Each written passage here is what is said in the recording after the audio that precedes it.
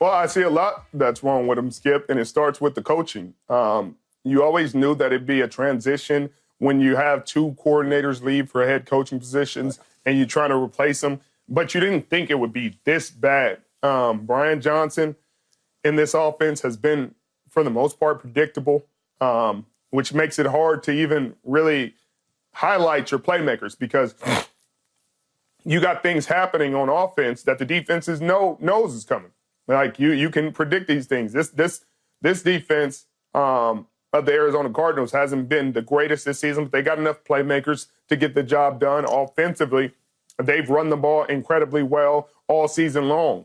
Jonathan Gannon has really committed to the run. You saw it when the Dallas Cowboys played the Arizona Cardinals. They ran the ball. They ran the ball, and they ran the ball some more. Yep. And Kyler Murray made enough plays down the stretch to help them win that ball game. But you would think that the players could overcome this. Yeah, the players could, on defense, they have enough players to overcome the lack of coaching in the transition. They talked about Sean Desai, and maybe he was the issue, and then replaced him with Matt Patricia before the Seattle Seahawks game, and that didn't make a difference. They still ended up giving 35 points up to the Arizona Cardinals. So it doesn't seem like it matters who was calling the plays. I didn't think Matt Patricia was the answer when they made the change. I still don't think he's the answer, and I think the play on the field shows he's not necessarily the answer. But you're concerned because you look at that D-line, and you say, hey, if they were young, you would be like, oh, okay, they're getting schemed, they're getting beat. But you got Fletcher Cox, Brandon Graham, you got Hassan Reddick, Josh Sweat. You got guys who played high-level football for a very long time,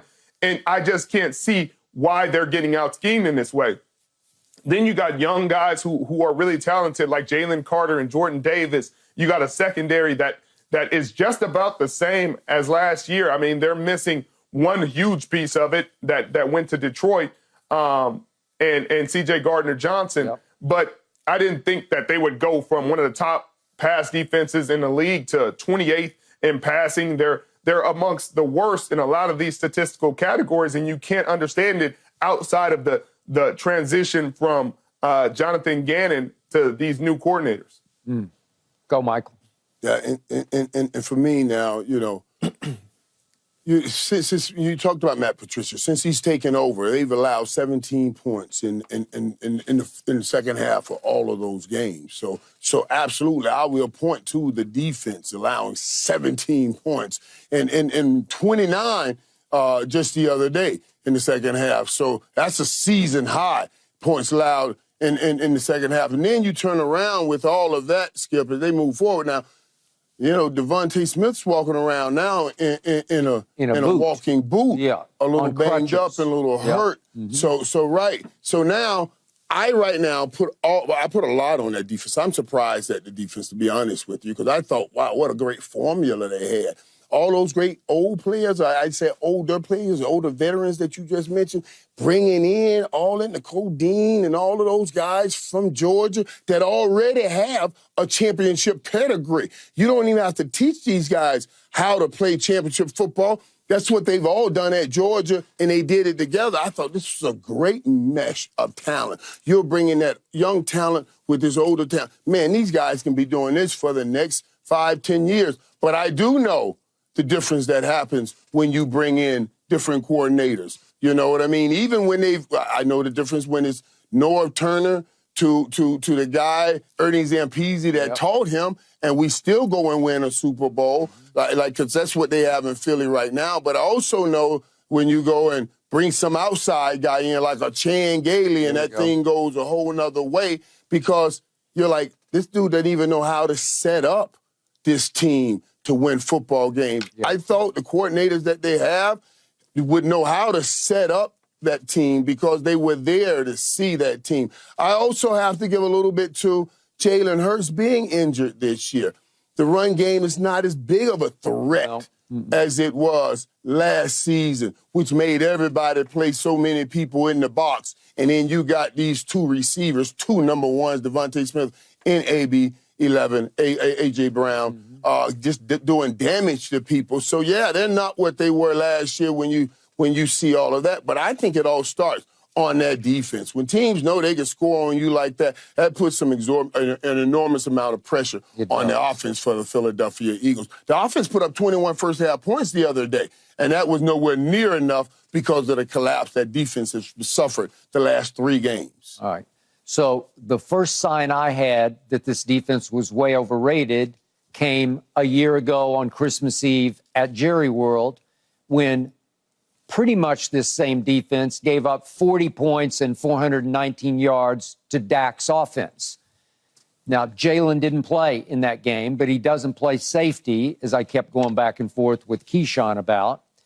And yet, Richard, there's no way your 49ers aren't going to win that game at Philadelphia, the NFC Championship game, if Brock Purdy doesn't go down in the first series with his elbow injury. There's no way.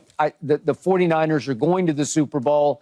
They might have won the Super Bowl over Mahomes, who did not play that well against this torchable Eagles defense in the Super Bowl. But Mahomes threw for 182 in that game, and it wasn't vintage Mahomes.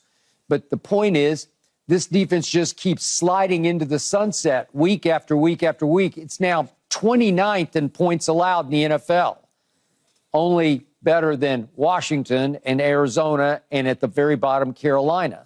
So it's a bottom 4 defense in points allowed. And on offense, it's now 7th in points scored, which is pretty good, but it's fallen all the way to 9th in rushing with Swift as their sort of primary lead back. And remember, 2 years ago, they led the league in rushing. Last year, they were top 5 in rushing, so they've slipped to 9th. So that's not the same. And then in the all-important turnover differential, they're now -7, which is 23rd in the league. So that's pretty terrible because they have only 17 takeaways on defense, so they don't take the ball away. That ranks 24th. And Jalen has thrown a career-high 14 interceptions. Right. So that's no good. He's 23 to 14. He wasn't doing that last year. He wasn't doing that last year. He wasn't doing it. So it's a bad recipe for now disaster. And to Richard's point, late in the game, late in the year, I'd never seen anything like this. The day it happened, I said, I can't imagine that Nick Sirianni just demoted his new defensive coordinator in favor of Coach Pencil. Obviously, Matt Patricia took over for Sean Desai, and it didn't matter. It didn't fix what ailed them, as people thought. And remember, they went and got Kevin Byard, and everybody said, oh, that's the missing piece to the puzzle. And then I had to take a lot of abuse on this show because they went and got Shaq Leonard, who had visited Dallas. I don't even know if Jerry was going to offer or not. I don't know. He didn't offer while Shaq was there.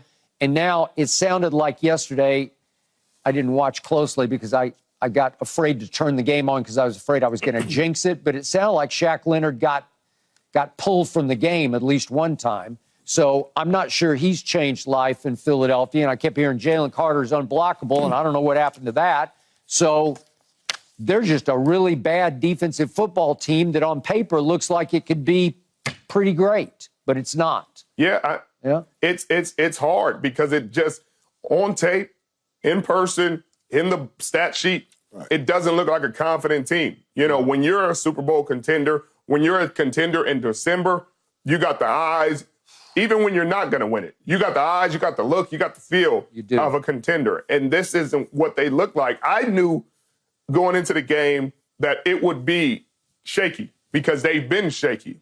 They haven't looked great in any of these games. They didn't look great against the New York Giants. They did not. New York Giants had a Hail Mary chance at the end of the game. Obviously, they were still down 8, but the fact that they even had a chance at all. Hail Mary, that was from the 26-yard line. So Tyrod was thrown into the end zone to win the game, obviously.